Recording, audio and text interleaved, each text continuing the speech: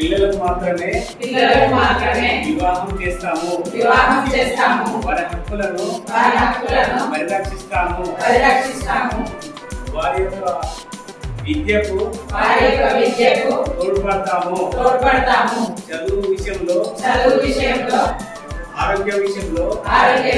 సలహాలు తీసుకుంటాము అలాగే మా యొక్క గ్రామంలో అందరికీ అక్షరాస్యతలుగా చేస్తాము అందరికీ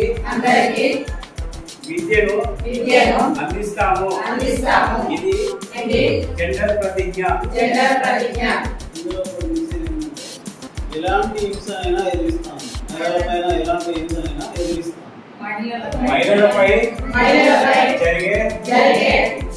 హింసను ప్రతిఘటిస్తాము ఇదే మా ప్రతిజ్ఞ